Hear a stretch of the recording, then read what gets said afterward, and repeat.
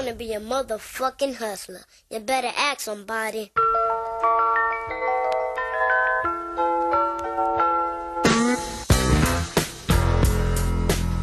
What is up, guys? You're listening to the MFCEO Project. I'm Andy. I'm your host, and I am the motherfucking CEO. Guys, if this is your first time listening, what is a motherfucking CEO?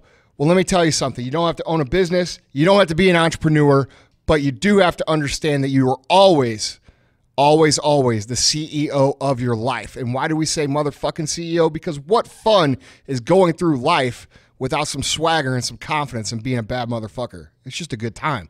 I'm here with my co-host, Vaughn Kohler, the pastor of disaster. What's up, my man? What's going on, Andy? How you been, buddy? I'm doing good, man. You know, I was thinking about the MFCEO and being a motherfucking man, and one time I was at this bar, and this girl came up to me and asked me, "Are you Vaughn the Impaler?" I said, "Fuck yeah." And what'd you do? I was like, the fucking man. I'm the MFCEO of the Vaughn the Impaler. And what kind of car do you drive? A Toyota Yaris or something. I don't even know. It's so badass. I don't even know, man. All right, guys. So, as we know, that's not Vaughn. But a lot of you guys have requested after our sales podcast that we bring back my brother on the podcast. Vaughn is out sick. He's got strep throat. So we have Sal sitting in his chair. I don't know how he's going to contribute. I don't either. I'm sitting there. I'm confused. I'm like, all right, what does Vaughn actually do? Yeah. Vaughn. He sits there and says, Vaughn's going to edit me out of his own podcast. Like, you don't even earned your way into this podcast. Look, man, I edit him. That's between you and Vaughn. I've also got a very, very, very special guest that I've spoken about many times on the podcast. Pejman Ghadimi, my good friend PJ from Secret Entourage, also the author of the Third Circle Theory, which you guys know I talk about a lot. What's going on, my man? What's up, man? It's good to be back. Yeah, this is... be engaging in good conversation with you guys today. Yeah, it's going to be awesome. We, for those of you guys that haven't heard of PJ before, you guys, he is one of the most intelligent people that I personally know in life. Very, very, very critical thinker, very deep thinker. We're going to talk about some things that are very important to entrepreneurship today. You guys know I highly recommend his book, The Third Circle Theory. I feel like it's probably the only book I've read that can get somebody who is thinking inside the box to look outside their box. And you guys have to understand that learning to set new limits or expectations for yourself is always going to be a part of progressing. It's not going to be, winning inside the game that you think is the game. There's more game out there. And it's hard to explain exactly what you can get from this book without you reading it, which is why I recommend it so much. And I'm not just saying that because you're sitting here. I say this all the time. That, so first off, thanks for calling me the smartest, one of the smartest people you know. Yeah, that's really awesome. But I think you said it best. It's hard to experience without actually reading it. Right. But it's really about creating an environment where you're not only able to not be a byproduct of your environment, but be an actual person controlling the environment to do what you need it to do to get where you need to get in life. Yeah, sure. But what you really, really, need to get out of just this idea of the book, The Third Circle Theory, is understanding how little as a human being, the world revolves around us. Right. And how to make ourselves significant enough to create an impact big enough in life so that, we can shift the way things work in the world, right? Right. I think so many people miss the note when they think of business, entrepreneurship, and everything in between. And it's always about, what can I do to make some money? Well, I hear you talk about that all the time about, people getting confused about, losing their focus and just being focused on the money, not on the purpose or the passion. And, I think it's such a broad thing to talk about. It's so easy to say, well, you have to do things you love in life. You have to do all that crap. Right, and people hear that and they're like, what the fuck does that mean? Exactly. Right. Well, I love to sit on the couch and watch fucking Game of Thrones. And there's so many things who do you surround yourself with in life matters. You've heard all of those quotes, right? There's so many things out there that are focused around just these sayings and these quotes and everything. And there is so much of it out there that people get confused. And with this book, my intention was to lay it out in a manner that is self-reflective, so that the book's not about my life, but rather everybody at any stage of the game, regardless that they're like you, super successful, have owned the company, you know, and multiple companies growing and are leading many others to successful, you know, businesses themselves, or that they're someone who's just starting up today, confused, or someone that's, you know, built $1 billion business and is known worldwide. Regardless of where you are, this book allows you to understand either how you've progressed to get there or what's left to get to. So it almost acts as a map into the human psyche of what happens as the evolution of an entrepreneur from the day of birth to the day of finding your purpose. And the funny thing from that is a lot of people are like, well, you know, how do you know what my purpose is? Like, what are you, like a psychic? You can't know what I do or like what's going to. And the reality is, nobody can ever know your purpose but yourself, right? Like, yeah, like you kind of think you know your purpose. You find something you want to hang on to and you go kill for it, or you believe in it more than yourself, so you keep going forward. And I think the essence here is that if people are purposeful, and me and you had this conversation earlier, you know, when we talked about a colleague of ours, a friend, you know, that kind of was doing that. And if you don't have purpose in everything you do, then you're very limited by your environment. You're limited by everything around you all the time and by the rules of the game and how things work, etc. But when you get a sense of purpose and you become purposeful, even if there's no validation if that purpose is real or not, then you become limitless in your nature. And that's when real progress happens. That's when you can really create change in the world out there. Right. Dude, I thought it was really cool. PJ's a huge car fanatic, as am I, as you guys know. We were talking about cars earlier, and every time you drive an exotic car, you're going to get people that come up to you, and they're going to say things like, oh, man, that's so awesome, or, you know, that's so cool. One day I'm going to have a car like that. I guarantee it. And they start trying to, like, you know, almost like validate themselves, like, dude, I'm going to be there one day, which is great. I love the drive. I love the ambition. I love the excitement. But we talked about this earlier, and I want you to tell what you asked people whenever they say that, in terms of to try to bring the focus out of where their focus should be versus you know, hey, I just want this thing. Because so many people now, especially with the internet, you know, we're inundated with flash, right? And I'm guilty of it too, man. I post my cars, I post the rewards. But there's nothing wrong with that. No, That's okay. There's not. Yeah. But I always try to be very mindful to teach a lesson with that post, because I don't want to be the guy who's just saying, oh, I'm a fucking baller, look at my shit. I want to be the person that says, hey, here is what I've earned, and what can happen if you follow this lesson, or here's a story about this or this, and try to teach with those tools. But you brought up such a cool point earlier that I thought, I think you should talk about. Yeah, no, I think what you're talking about is when I brought up like the thing that happens a lot to me. I'm sure it happens to you. Which anyone who owns an exotic car gets approached all the time by other people who want to own an exotic car or own something of similar value to, regardless that it's their passion for cars or that they want to show off or a status thing. Everybody wants the good life, right? So everybody has this thing to say, oh, you know, I'm working towards my Lamborghini. I'm going to have this Ferrari by this age. Or I'm going to be super successful. I'm going to be, let's use the more broad one. I want to be a millionaire by 30. Right. I think that one is like, every 20-year-old is like, by 30, yes, I'm going to be a millionaire. And I think that's like everybody's like first goal in life is like to be a millionaire, because that word resonates with you when you're young. But, you know, one of the things that happens to me when I'm driving my car and like people come up to me in the car, they're like, mark my words, my next car will be a Lamborghini. And usually I tell them, I'm going to bet everything we can put a bet, like $1,000, $5,000, that you're never going to get a Lamborghini. And they're like, you're such an asshole. Like, what? Why? You don't even know me. Like, you don't know my dreams. Yeah, like, you're such a dick. Like, you're not even trying to help me. Like, why would you think that, right? Right. So first off, I say, well, first off, you didn't believe you would, because the first thing you said was, mark my words. I don't need to mark your words. I mean, if you believe it, just go do it, right? Why you need me to validate what you can do for yourself, right? So that's contradictory to what you even believe to begin with. But I was like, the reason I'm going to bet against you is because owning a Lamborghini, being a millionaire by 30, having a big house, having a private jet, all of that shit, it's all a byproduct of work. Like, it's the reward for the work.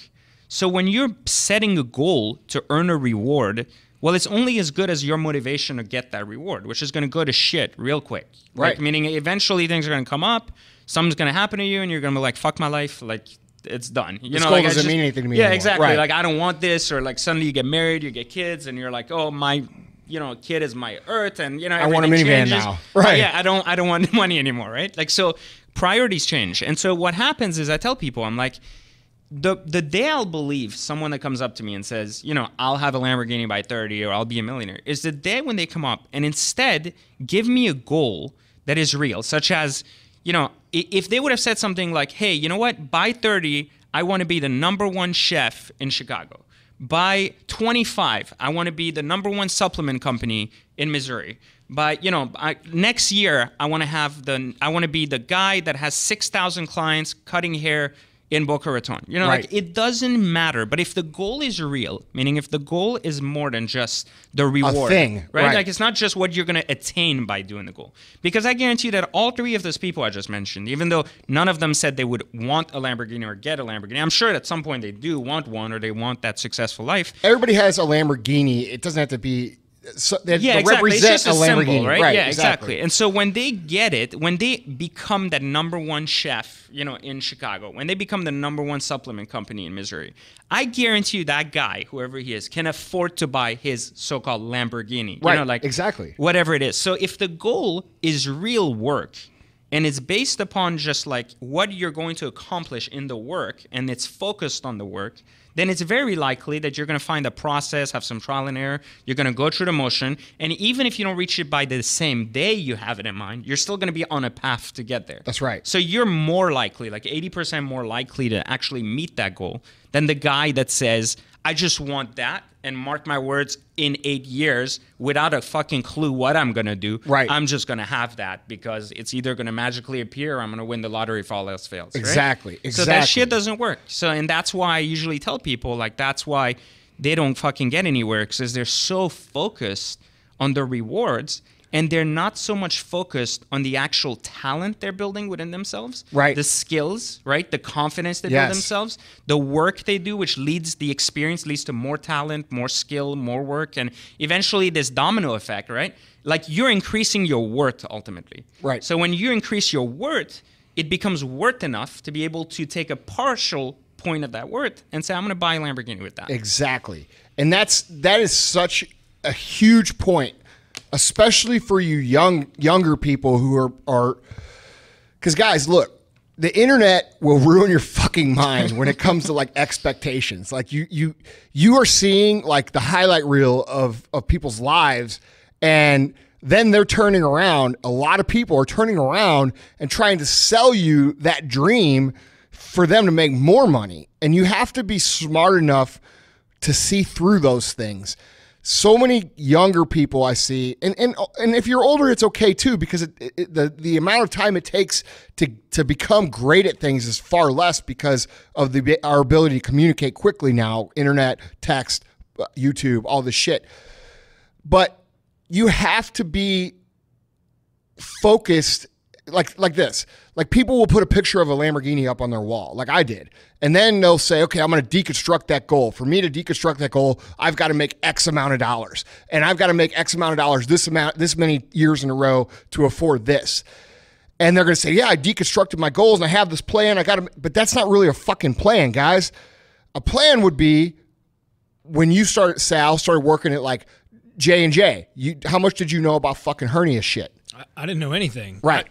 So I'm on the sideline here just watching, right, observing. But in my head, my advisor, so you didn't know anything, right? I didn't know shit. Okay, so I took the job. Your goal wasn't like, hey, I'm going to fucking make $1 trillion. Your goal was, I'm going to go out and I'm going to be the best fucking hernia rep that I can be. And I'm going to meet every doctor I've got to meet. I'm going to shake every hand I got to shake. I'm going to connect with every single person. I'm going to build every relationship. And what happened? He became #1 in the fucking world. I had a little bit of success in doing that. Right. So like when I look at my driver, or where you're referencing this, right? For me, you have to focus on being the best in what you want to do. 100%. So instead of like, and Andrew knows, I don't focus on material things. It's never been me. I'm just not wired that way. I do enjoy them, and I really do love that part, of life. No, but he plays for the win. I will smash your fucking face in. Yeah. And that's like, so when I go to the National Sales Convention when I was at J&J, and you go and they have hernia rep of the year, I seriously look at that motherfucker in the face and I got you. Yeah. That's what I think. I think that today. Dude, when I saw that. triathlons, I think that. I saw a quote today by Muhammad Ali that said, I know I'm the best. You all just don't know it yet. You haven't figured it out. Yeah. No, and like, that's the attitude that, you take into things.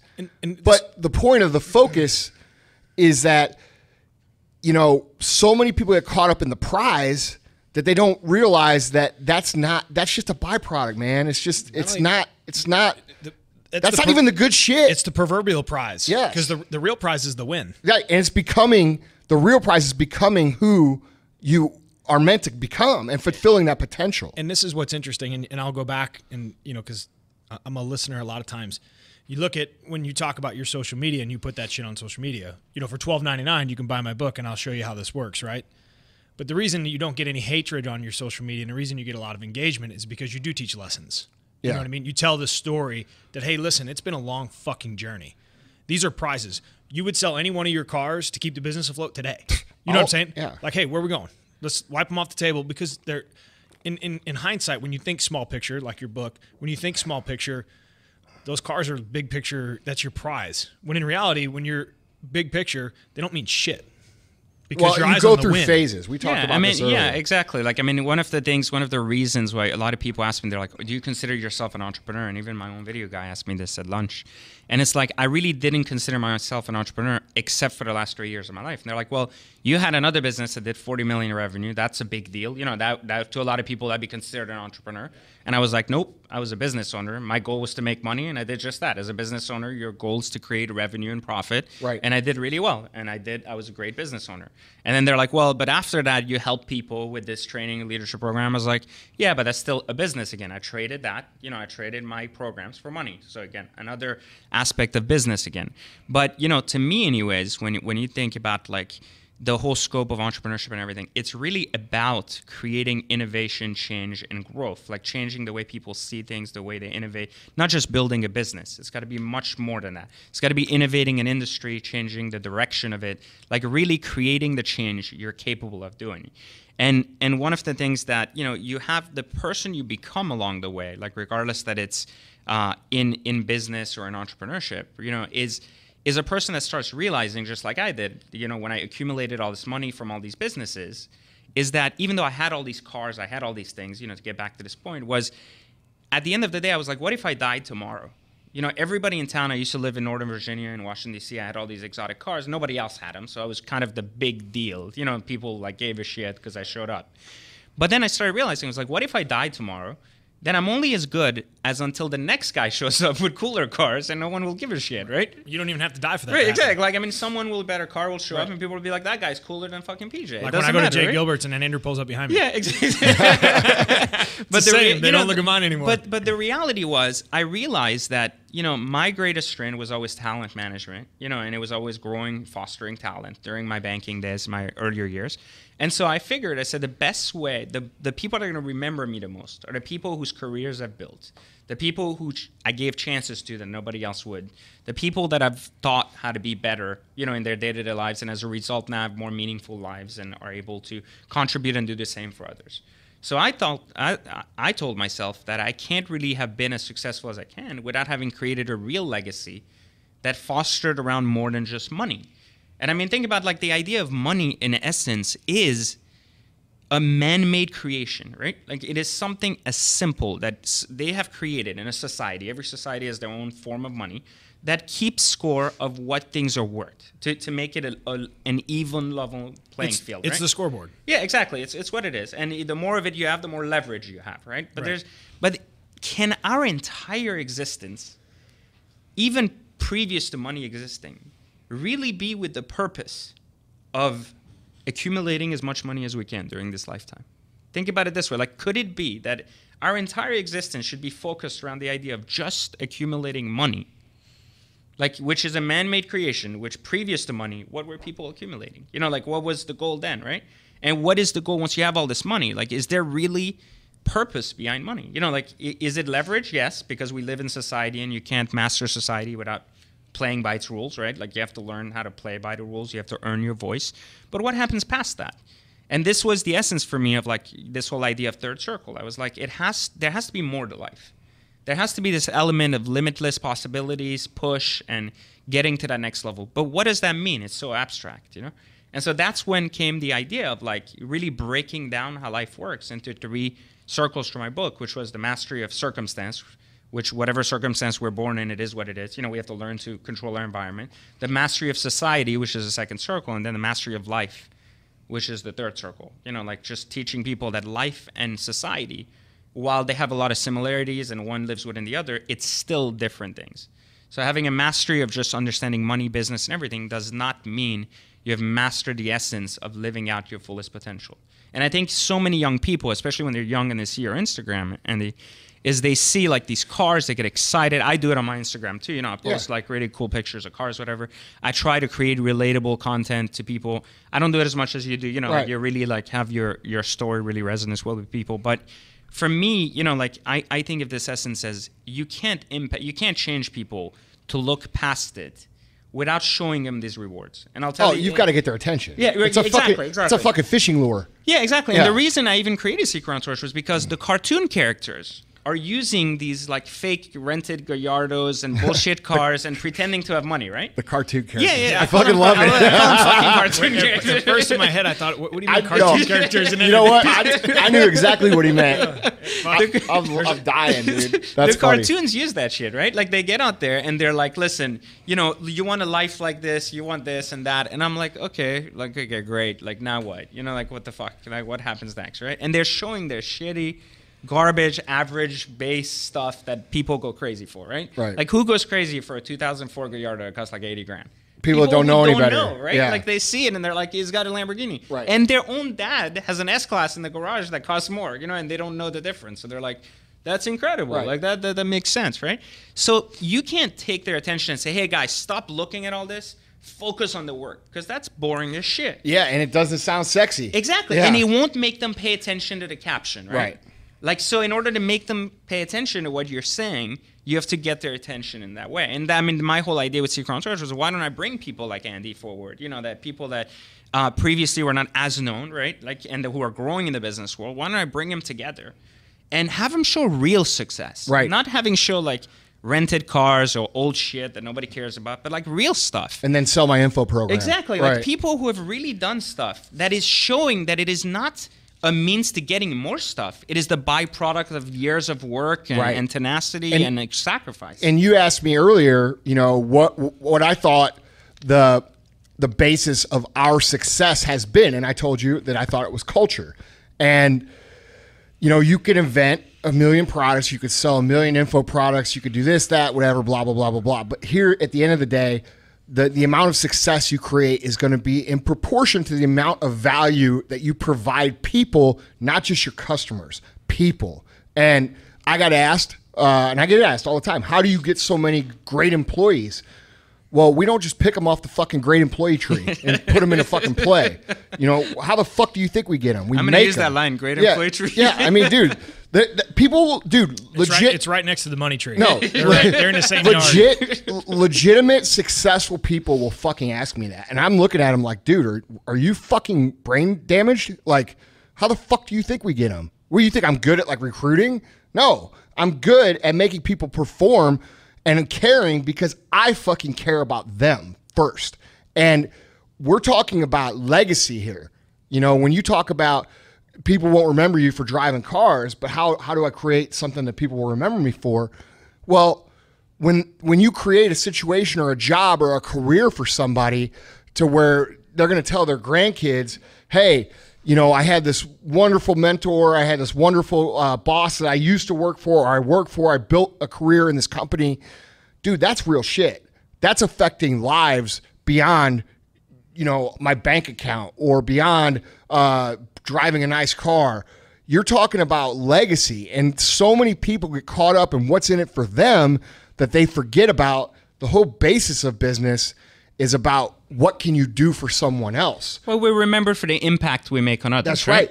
But what I'm trying to tie together here for these guys is because, like, you know, people are like, oh, well, it's easy to talk about legacy and impact when you fucking have money. Well, how the fuck did you think it came here?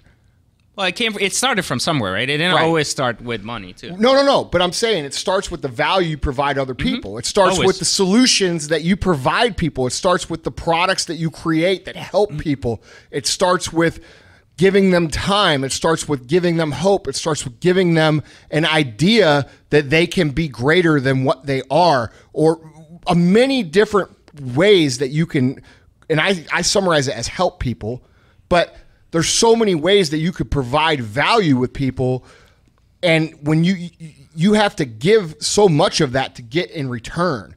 And that's where I think people get their focus screwed up in business. And we see it online all the time now, people who call to action 30 times a fucking day. Well, dude, it's like the boy who cried wolf. If all you do is call to action and you think you're going to make a lot of money, people are going to ignore you. You're not going to be relevant. And as an entrepreneur, you have to mold people, you have to help people, you have to make people better, and in return, there will be some, if you're intelligent, you'll be able to connect a way for the money to come back to you. You have to facilitate change, which is the essence of entrepreneurship. And I think, one of the things I say a lot, and I kind of hinted on this earlier, I think, you can correct me if I'm wrong, but I think a lot of people that listen to this are also younger, you know, and they aspire to be great, right? They look up to you as a leader, like someone who's done something great, and they look up to all your team as individuals who are kind of living a meaningful, passionate life and are all wanting to be successful. And I think two of the biggest things that come up for me is the first one. I'm sure they ask you all the time. Where do I start? How do I get started? Right? 100%. Like all the time. Like how do I? It's I don't the have number an one idea. question. I'm sure you've heard it too, Sal. Right? Like everybody, all those. Dude, I'm an entrepreneur at heart, but I don't know how to start. Well, if you're an entrepreneur at heart, you already be fucking doing shit. So first off, I think the big thing here, and I'm always true to my own brand, which is always about differentiating the difference between business and entrepreneurship for people. Right. And I think it's key to understand that people have needs.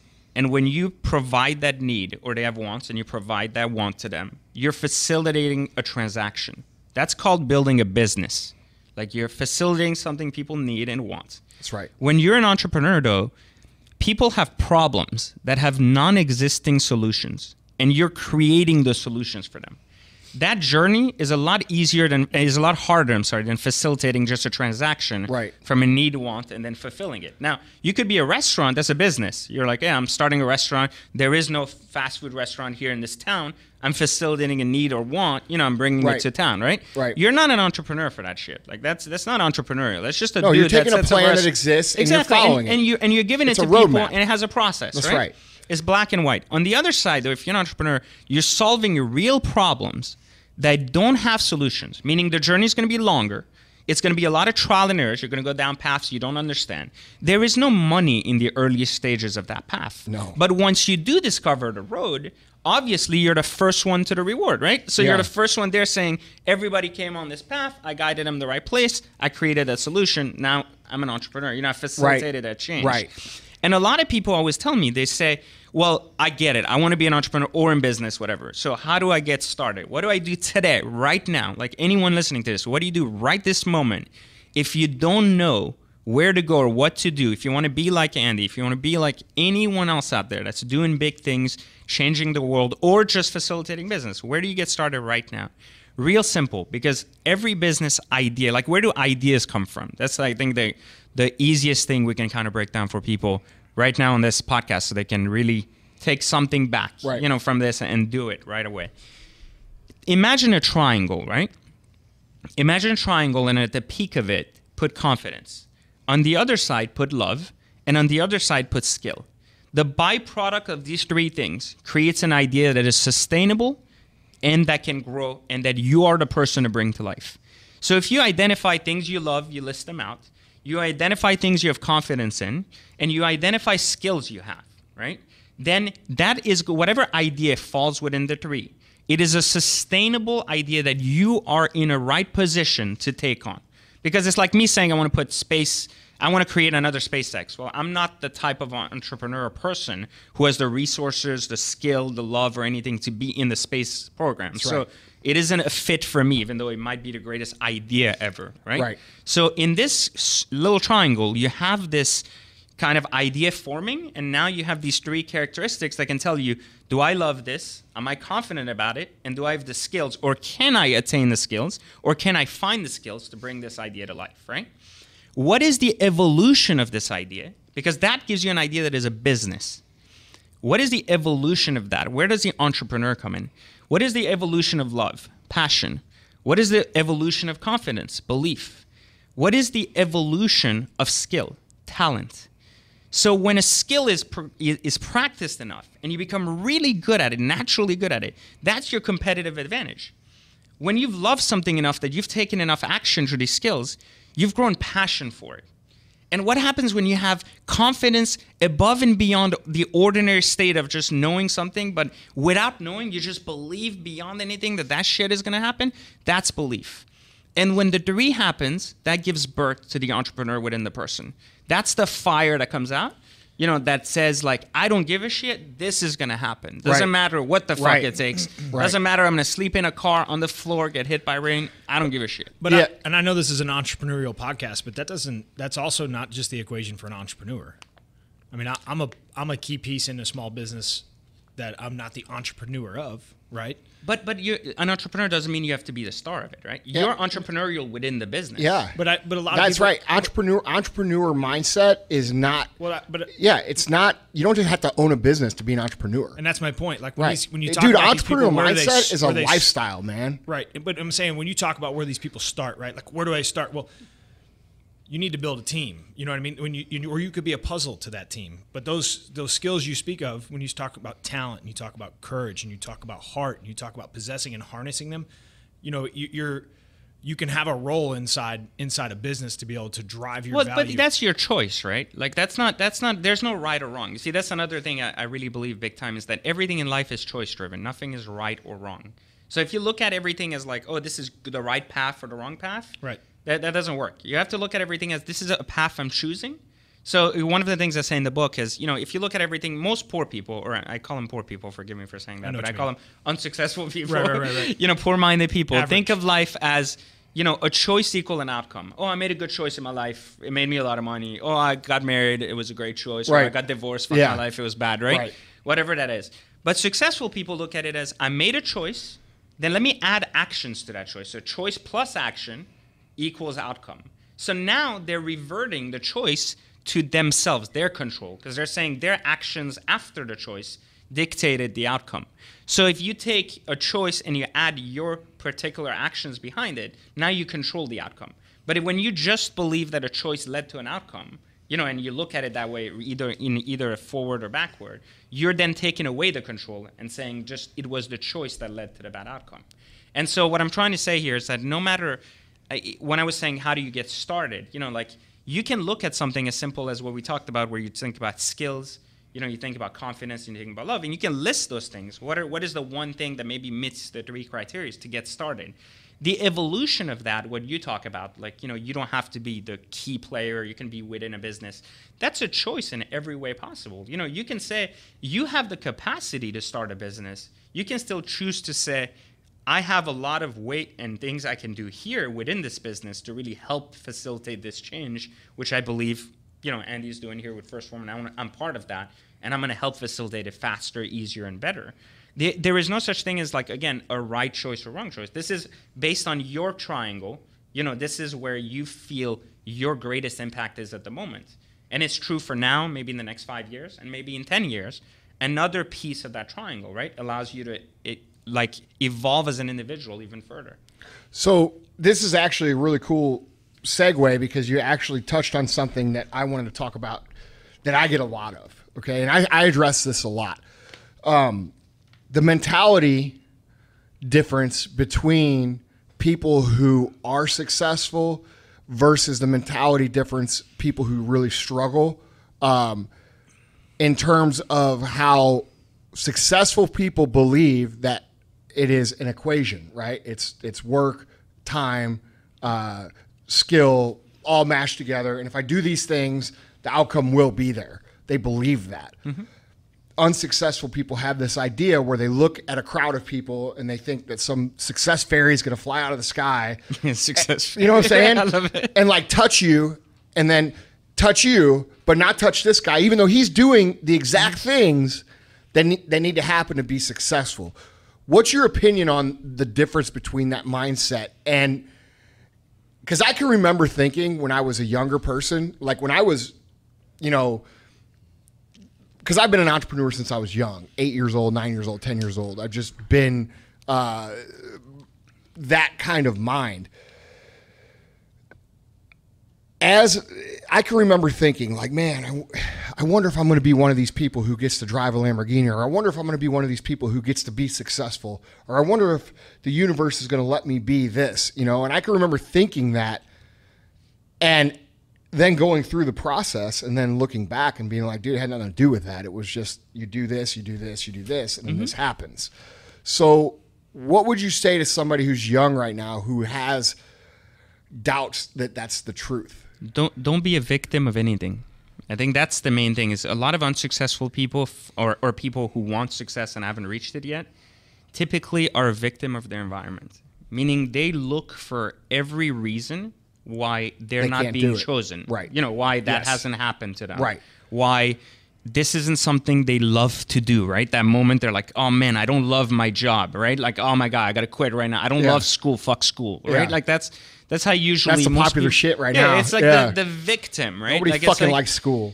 You're always a victim of your environment and everything happening around you. Like you can't be successful because you can't be successful because you typically focus so much on everything going on around you rather than the actions you're taking to bring it to bring whatever you want to do to life. So like people are always like, well, you dropped out of school. And I'm like, yeah, I left school. But it wasn't because I was trying to figure out what I wanted to do. So I left school and then sat on my ass for 6 months. Right. I had a job that was paying me 60, 70K a year, so I was already doing well, better than I would have coming out of school. Right.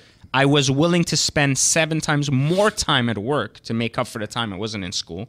And I understood that I was going to have to also self-educate myself to make up for what I'm not receiving in school. So I left school with belief, tenacity, and the work in place, right? And and I agreed that I was going to do more work for what I was going to miss. So, I think not being a victim of what's going on. Like, what if you can't be successful because you're in a town that doesn't have, I think Gary Vee, which is funny, like you brought him up earlier, he said something to a guy that was like, well, I want to sell weed in my town, but it's illegal. And he's like, well, fucking move. Yeah. Go somewhere. Well, it's illegal if that's what you want to do, Yeah. Like, you can't just sit on your ass and be like, in my house, this isn't happening. So therefore, there's no way I can do anything about it, and I'm just gonna sit there, and look at my life and be like, "Fuck." I mean, I think of it in a very life-driven way as well, which is, even for myself, I'm very driven. I always go after things I want. I never settle for no. Meaning, like, if I see a door's closed, I find a way around it, but I don't look at it as it's not happening. I'm like, maybe it's not happening right now, but that shit's gonna happen. Not only do you look at it as and tell me if I'm wrong about this, but when I see a door closed for me, I don't even look at it as a negative at all. I look at it like, hey, dude, I just learned this from that, and I'm going to use that now. Right, exactly. So you build on that experience. Right. I turn what other people would say or even use as an excuse to quit into a fucking asset to move forward. Exactly. That's exactly what I mean. So if you focus your effort on the work and the things you can do, not the things that are not going for you, and you keep making moves, even if they're not perfect, even if they're not like the best moves that are going to lead to every little thing you want, but it's just a move forward, right? Well, it's better to move forward than to stay stagnant. So if you're making progress, you're eventually going to get through that door, and that's the key. And I think the progress part is what a lot of people miss, because the progress could be 1 month, 1 year, 10 years, but the progress needs to take place in order for the person to advance. That's right. That's right, man. I agree 100%. I think that people. I think you hit a spot on, man. I think people will look for any excuse they could possibly find for it to not be quote unquote for them. You know what I mean? So I can, school, like the popular thing is now, like you said, oh, I don't love school. or I don't love my job. Well, fucking nobody loves school all the time. Nobody certainly loves their job all the time. I don't fucking love this job all the time, but I know where I need to go and I know what I need to do to get where we need to go. So I fucking do it, even when I don't feel like it, you know? And I feel like there is a level, now Gary argues with me on this because he believes that there's the millennial thing has always been there.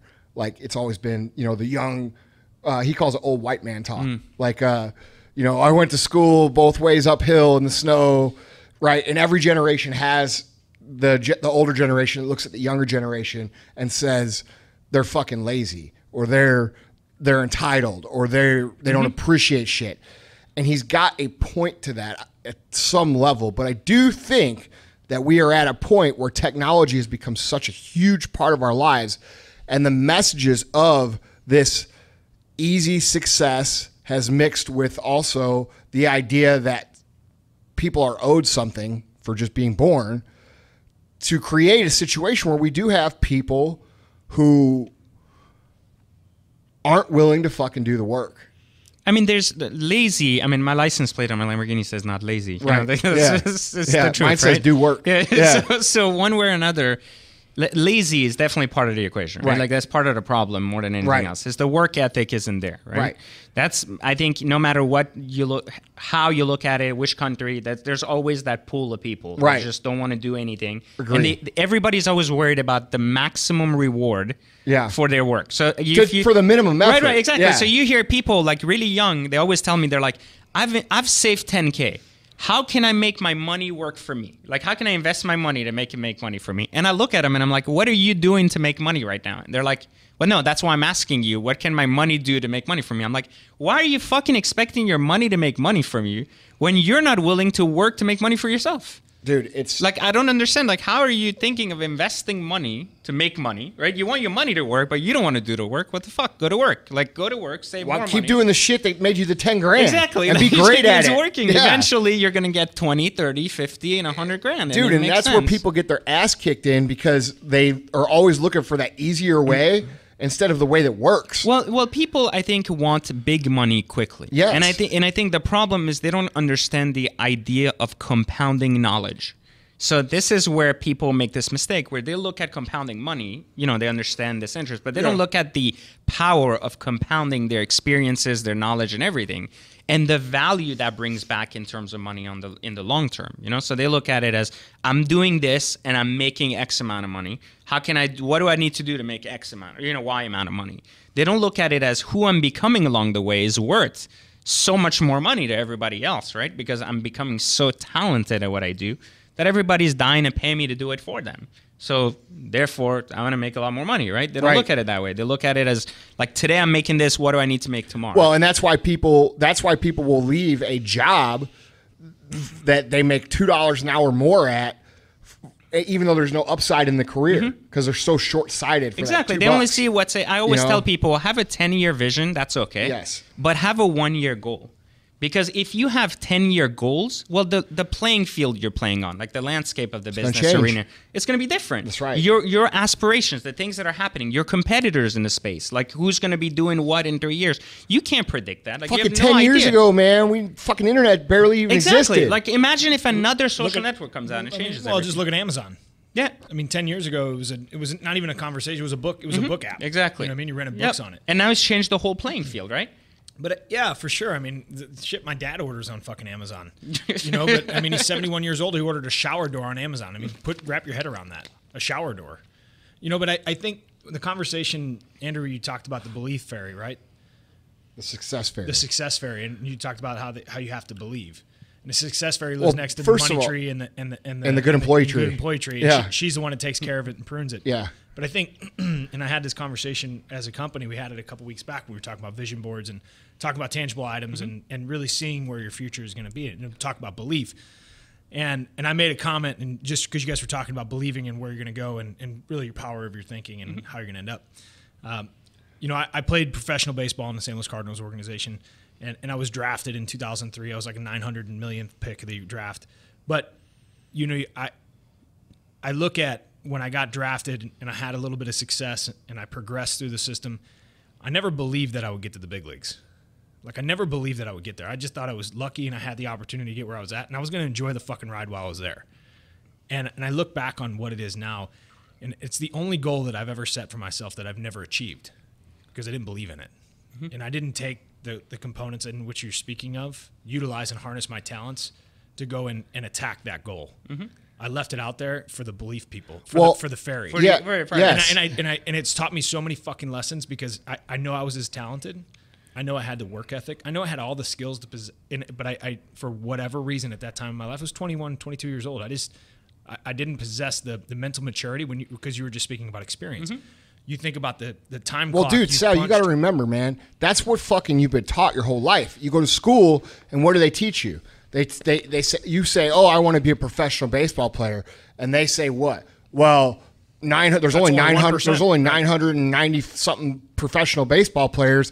You'll have to get really lucky to get chosen to be a player. Yeah, lucky to get chosen.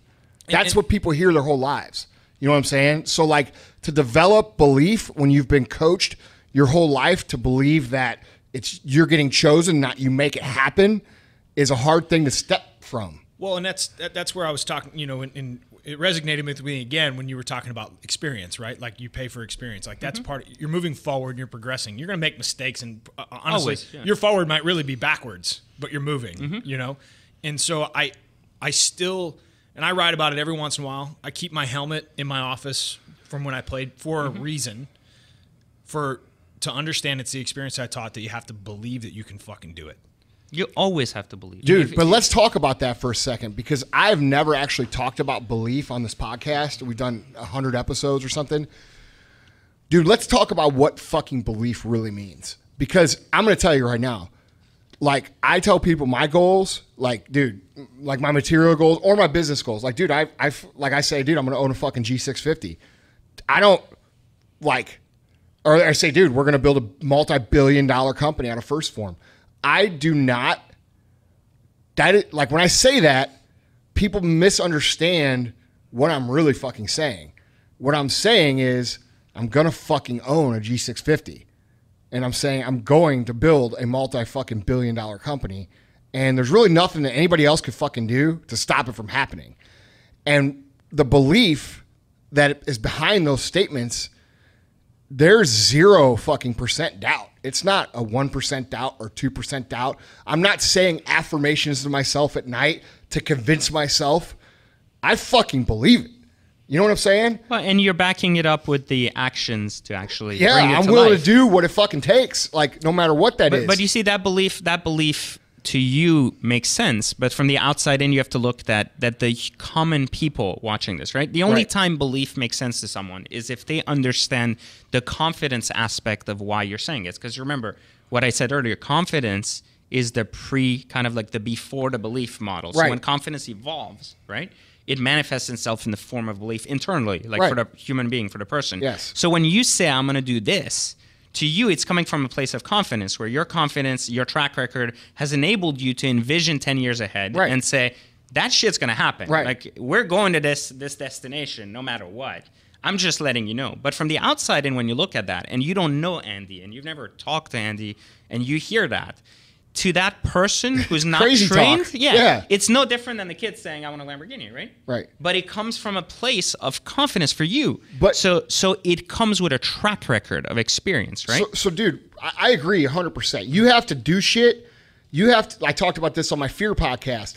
You have to attack your fears and overcome your fears to believe that you can actually do shit. And that's where confidence is born. It comes from you doing shit and then believing you could do more shit. So you have to do stuff to believe you can do stuff. But I also believe, and I never actually talked to you about this, and I'm be interested in what you think. I believe there is some sort of metaphysical or unseen power to true belief.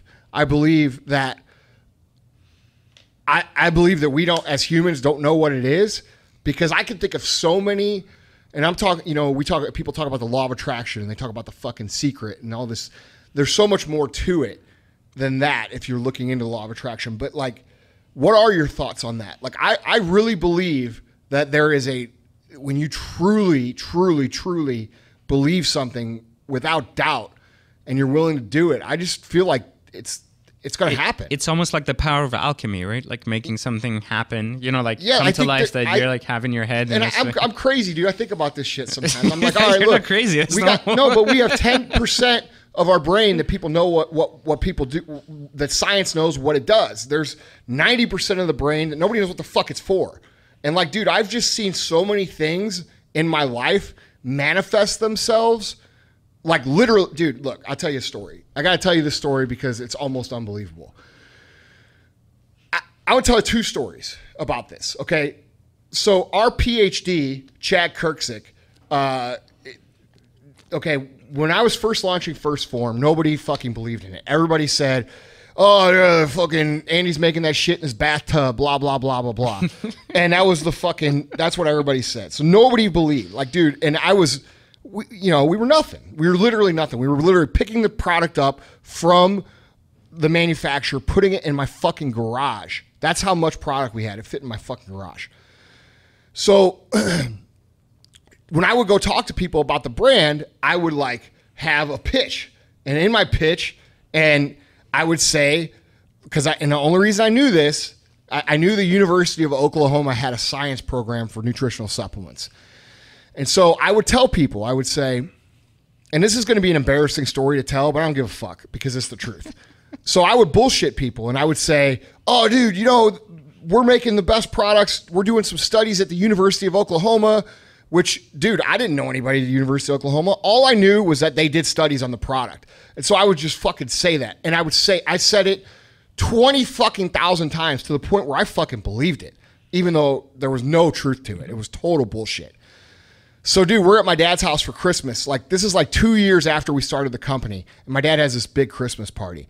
And so I'm sitting down with like a couple of my friends I hadn't seen in a while. They're like, hey, Andy, how's First Form going? And I automatically go into my pitch, right? Mm-hmm. My pitch, oh, dude, it's great.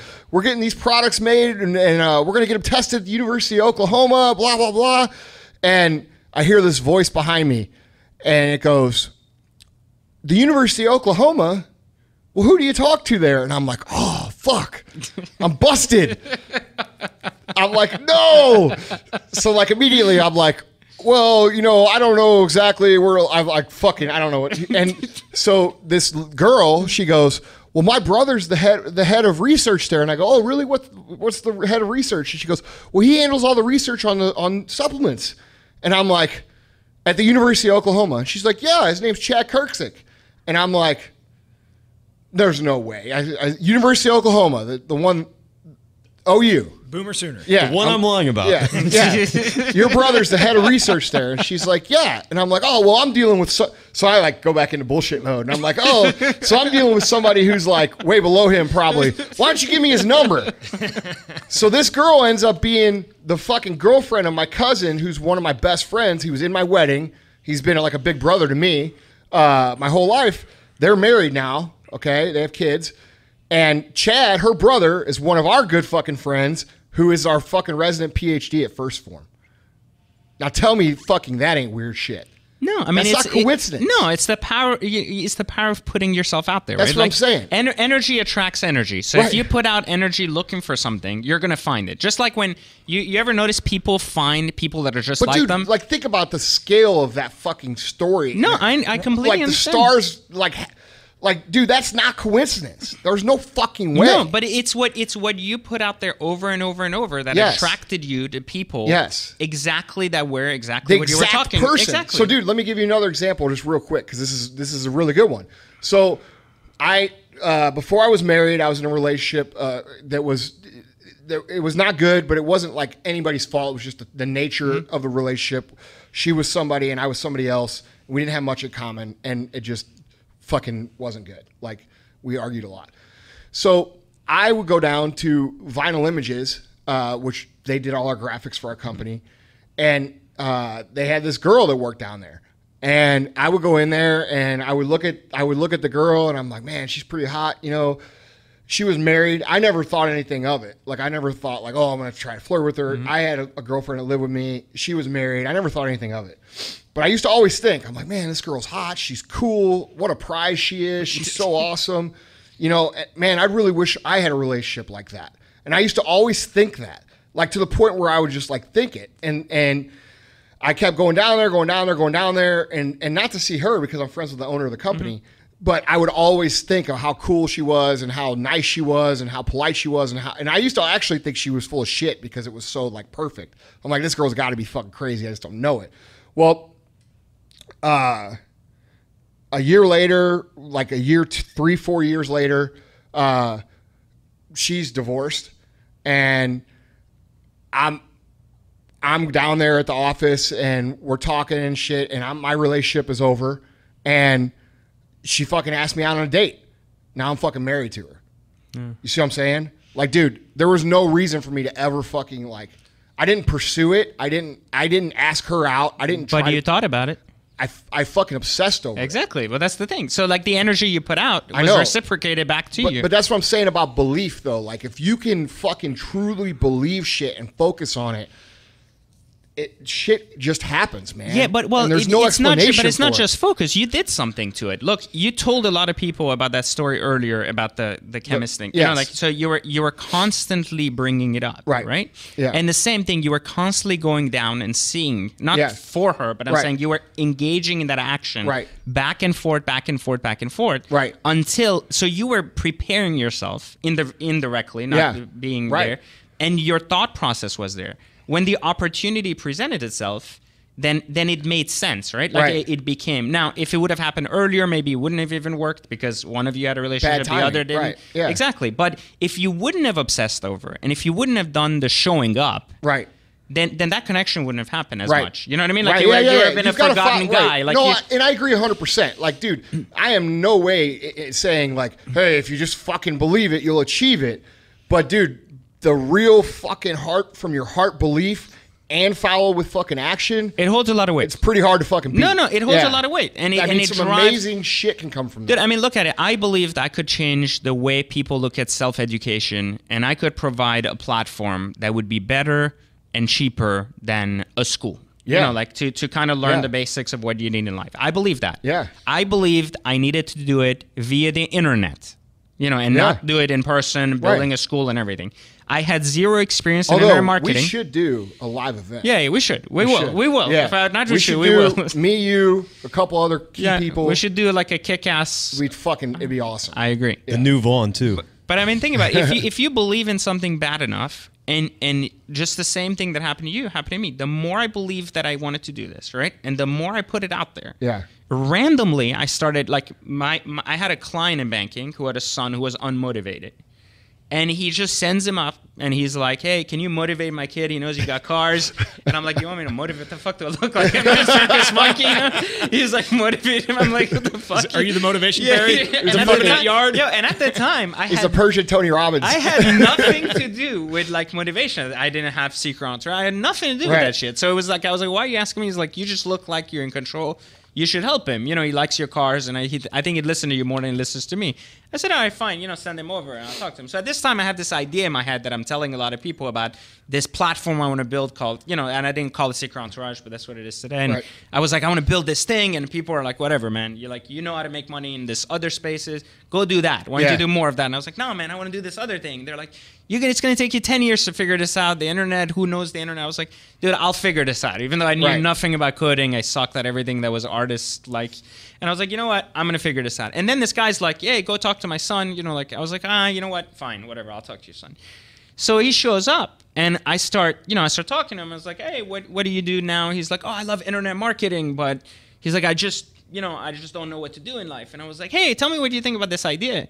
Well, and now he's the co-founder of my company, and he's been the one that's come true for 7 years, and has been one of the main reasons why Secret Entourage not only happened, but has been successful. That's awesome, man. And it's just been like, you know, you put it out there, you believe it, you keep talking about it, you bring it up, and it aligns, man. Right, and then things happen, and because you're always thought it's in your head all the time. It's like first thought, it's theirs. You're obsessed with it. You identify the opportunities immediately, right? Like you saw an opportunity, and then it opened up her way to ask you out. The same way that I saw an opportunity, so I brought it up to this kid. Yeah. With not the intention of recruiting him, just like, hey, what do you think about this? And he gave me that reciprocity that was like, oh, I like your enthusiasm. I think this is great. I think I can help. So basically, in backwards of 19 minutes, if you believe, it's the thought it's the single common But factor dude, in your head that makes each decision you but make based the belief, off of that. Yeah, exactly. The belief is what I want. The original point I wanted to make, fucking 30 minutes ago, is that the belief has to be a no. It has to be, and I'm not saying N-O, I'm saying K-N-O-W. The level of belief that I'm talking about here is fucking knowing it. Like knowing it to the point where you fucking know it. And if you could get yourself in that position, it's very, very, very powerful. You know, I just personally, my personal beliefs, I don't have any proof other than my own life. I just think I think it's the key. I think it's the key. You don't need any other proof. Yeah, you don't. You know what I'm saying? Your own validation. But but that's the basis of moving forward when you go back to progress. Like, but I try to explain that to people, and it's hard to develop belief that you're going to be a quote unquote millionaire when you have fucking $5 in your account. You know what I'm saying? So you have to go out and have some wins to develop the confidence that we talked about. Yeah, and to go back to what we said earlier, you know, like just people have to stop being constant victims of everything around them, and they have to believe. That's the only when you talk about the millennial thing, and that resonated really well because I actually would side with Gary Vee on this in that sense. But the victim card is one that bothers me the most. Mm-hmm. You know, why did this happen to me? Well, I mean, everybody it's a has result that, of your fucking actions. No, I understand that. Look, as simple as saying I didn't get funding. Like, I can't start because I don't have money. You know, I can't do anything. So it's either I have $1 million in my bank account by someone believing in me, or I'm not even going to take step one in my business, That's right? Like, and I always tell people, like, you know, they always tell me, they're like, I need support. My family has to support me. My uncle has to give me some money. I have to have this line and this line and this line, and then I'll start a business. And I'm like, listen, first off, you never need support to get results. You need results to get support. That's right. So like this straight up. You got it ass backwards. Yeah, exactly. You know like what I mean? Once you put out there, once you get traction, somehow you'll see all these people who were first telling you you're retarded come to you and be like, hey, I'm all Here's about... my check. Yeah, he's like, how can I play? How can I help you for free? I'll work there 10 years for free. Like, I just want to be part of this, right? Because remember, we expect people to know what's in our heads when we have vision, right? We're like, oh, I see this world where I'm going to reinvent the way self-education works. And people are like, why you? Who are you? Like, you know, you did well with this car split. It doesn't mean anything. Like, why would you do it? Well, they don't see what I see. So it would be foolish of me to expect support from people who can't see a vision that I've never shared with them, shown them that they can't see clearly, right? And yet, so why would they? So many people use that as a fucking excuse. Right, because they have this victim mentality. Well, you know, I live in the wrong place. I have no money. I don't have this. I don't have that. I don't have that. Well, so. it's an easy out. Yeah, so basically... it's the reason to be lazy. Quit being a fucking pussy. Well, I mean, okay, so that's right. I mean, I didn't want to drag it on too much, but it's you met my dad, right? Very briefly. Mm-hmm. My dad has been such an inspiration to both Andrew and I because when we were kids, he wouldn't let us be pussies. And I still believe this. Like, that's how, like, when I talk about winning, it's so ingrained in my fucking brain that I don't care who I'm facing. Like, I'm convinced I can win. Mm-hmm. You know what I mean? And it's the mindset that goes into the approach that makes you, even if you don't win. I believe that so much that if I don't know I can win, I won't fucking do it. Yeah. Because I know how important that belief is. You know what I mean? Yeah, and I just... And I take a different approach because I believe that, but like even on things that I know maybe deep down that maybe not my honey hole or not something I'm professional in. Like if I give it what I fucking got, you're gonna have your fucking hands full. You know what I mean? But because I believe in myself. You know what I mean? Yeah, I believe in the powers that I possess in that realm. But we were taught that at a young age. You can fucking do it. Anything you want. I think, you know.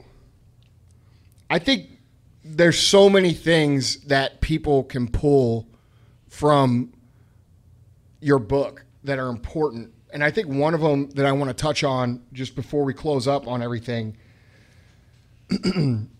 is a term that I feel has gotten watered down because it's used so much now. I feel like so many people use this term.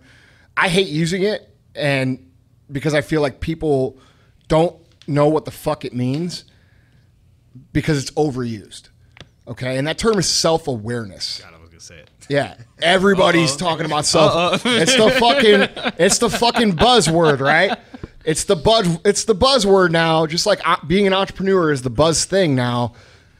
You know, being self-aware or self-awareness and blah, blah, blah. And I see all these people fucking repeating it. And Gary Vaynerchuk, it's your fucking fault because you say it so much. Yeah, because he starts bringing it up. But he gets it. He knows what it means. But so many people just keep saying it. And I'm like, bro, you're using it the wrong fuck. You don't even know what the fuck it means. Like, I feel like your book is a manual to self-awareness. It is. Okay. So since you wrote this book, let's talk about self-awareness and what it means to you. So I think most people confuse awareness and self-awareness. And I think that's the biggest problem is they use the word self-awareness, but what they're really trying to say or talk about is awareness. Being alert, being understanding or comprehensive of the environment you're in, to most people is self-awareness, which in reality, it's only awareness. It's like understanding the environment, understanding what's happening, understanding everything, you consciously being there, right? Right. That's awareness. Now, self-awareness takes that one step further. It's your ability to understand not just your environment that you're in and how, you know, what's happening in it, but how the environment is responding back to you as a human being within it. Right. So this is the part that most people miss. They look at their environment and they're quick at like judging people and understanding what's happening in their environment, but they're not understanding how their environment is judging them back based on their behaviors. Right. Based on the symbols they put out, the things they wear, the way they speak, the way they approach an environment, the way they even look at people. Like all of those things are symbols we put out there and that the environment shoots back at us. You know, like as we're like identifying people and really like looking at them and being like, what do I think of this guy? Well, they're looking at us, right? Yeah, right. So do we have enough of that self-awareness to understand how to position into an environment where we control the environment instead of the environment controlling us?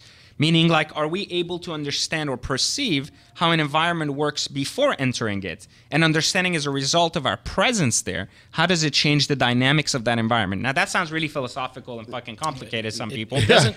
But if we understand well, that's because most people feel like they are powerless and that what they put out or do has no... Well, there's something bigger than that. Most people feel that every environment they're in revolves around them. That's the problem.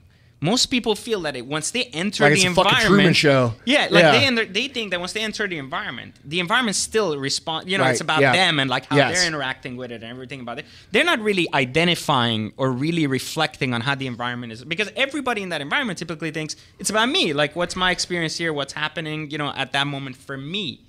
But they're not really looking at the environment as a whole. And the reason my book does a really good job at breaking that down is because it teaches people how to remove themselves from the equation. What if you were looking at yourself from a third perspective in an environment? And what if you could watch a movie of yourself, right? Like what would you think of that guy? Right, exactly. Right. Like, and what's funny is like this is one of the #1 core strategies I used to train salespeople. Like in my old days in banking, I used to videotape them in their environment without them knowing they're being videotaped. And then I was like, watch yourself. And they're like, watch myself what? I was like, I recorded your entire interaction. They would watch themselves like, I look retarded. Yeah. They were like, I sound retarded. You know, I do a lot of I play with my pen for like 20 minutes.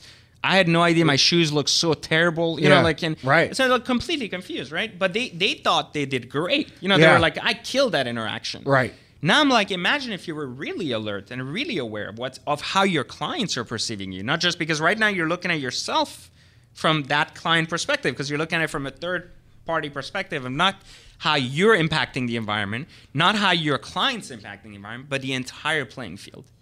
Strategically, you can do a lot more if you truly understand not just what's going on around you, but how what's going on around you is not only going to impact you, but the impact you're going to make walking in it too, right? Like both sides of the equation. And by understanding these things, then you're able to position yourself better, both in life and in situations like small situations. You can strategically go at life, strategically, with purpose and with a plan, not just float through and like... And also gain a lot more traction through life, because you're not always focused about what's in it for you, you know? And I think this is going to sound really weird, but you know, you talk about that, but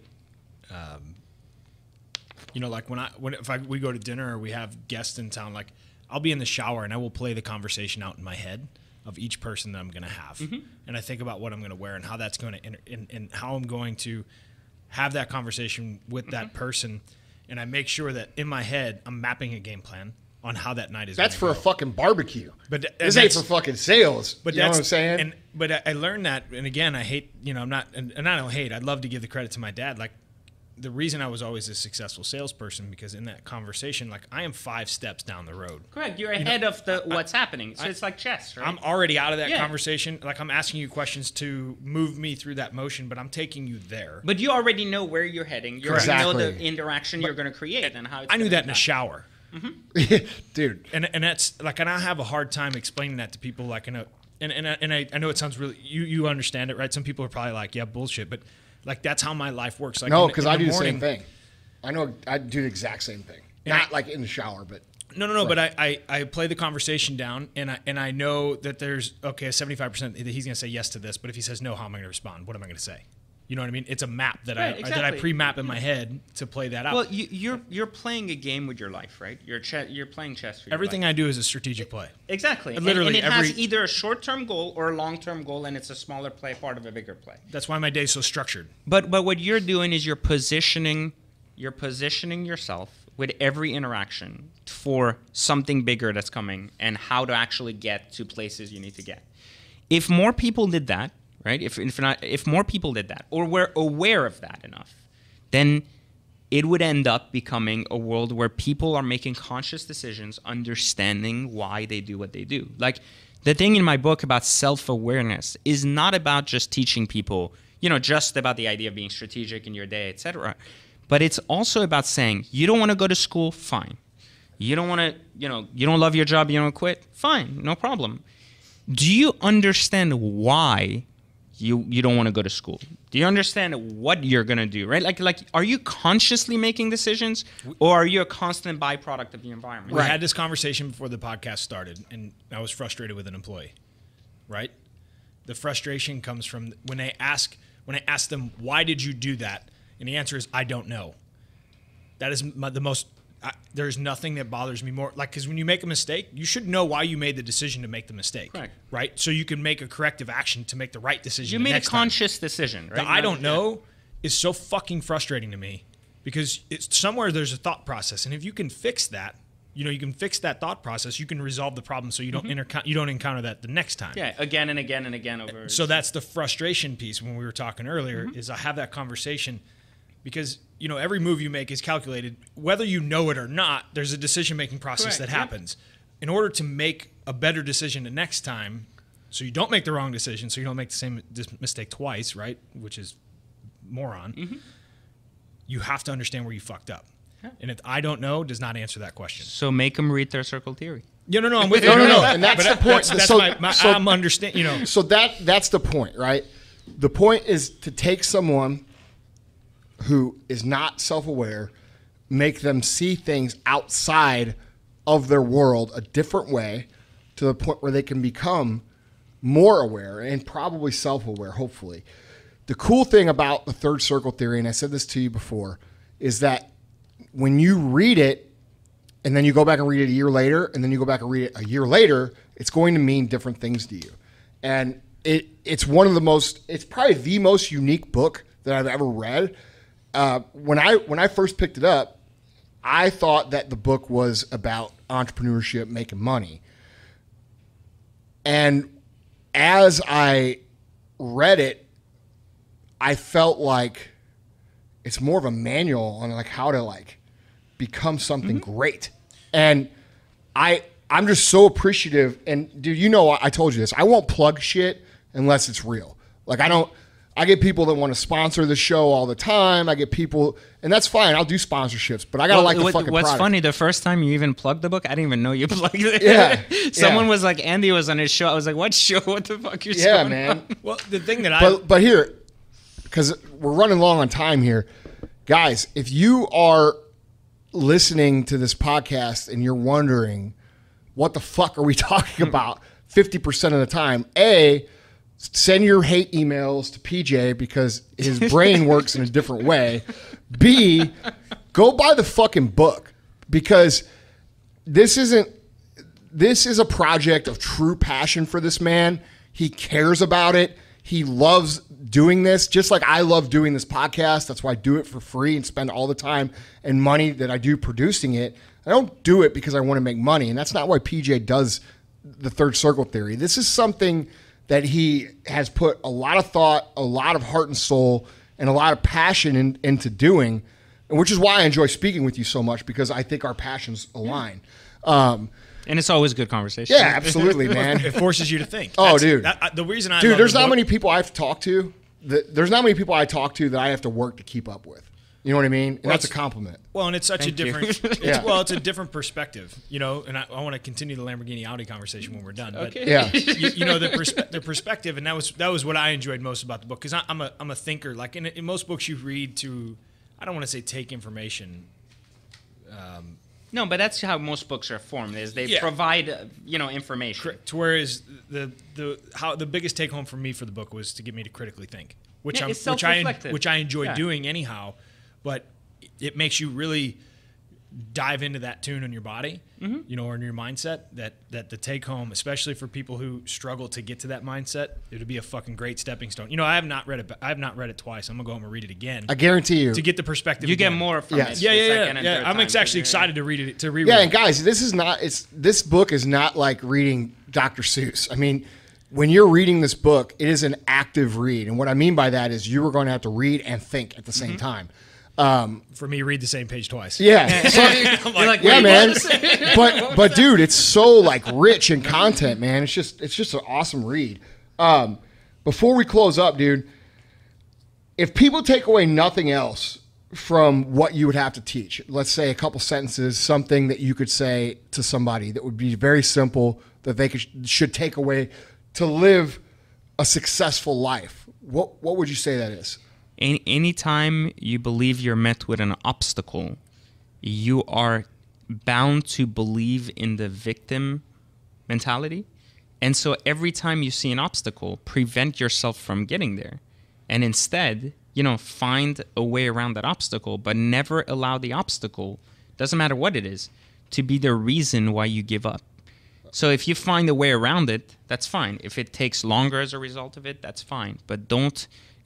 we just need more people to stop being victims. Yeah. And to start just even, you know what? If you're a cashier somewhere, fine, I get it. It's not $1 million job, but be the best fucking cashier that place has ever had. Amen. Right? At the very fucking least, do that. You're a car salesman, be the best fucking car salesman. 100% and agree. You'll open hundreds of doors down the road. I love that. That's it. Like that's the truth, because there's people listening right now that are working in a company or are working in a company that they don't see potential in.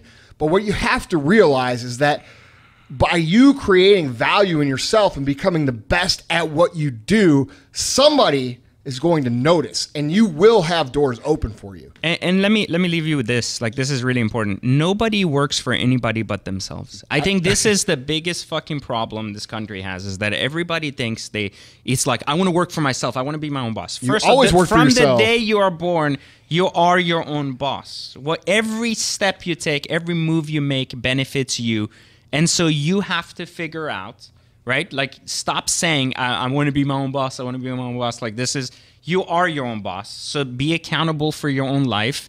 Make decisions that are going to not only further yourself, but are going to help those around you. And eventually just provide massive fucking value to anything you touch at any given time. PJ, how can they find you on social media?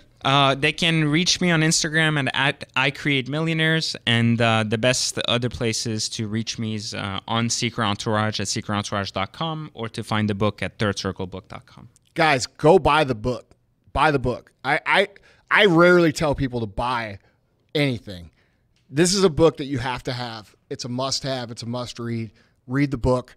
Guys, before I close out, we don't ask for anything. I'm not selling anything. The only thing I ask is that if you find somebody that you think will benefit from the content here, please refer me one person. That's your little fee. That's your little project. I appreciate you guys. I love you guys, and we'll catch up with you next time. This is for the G's, and this is for the hustlers. This is for the hustlers. Now back to the G's.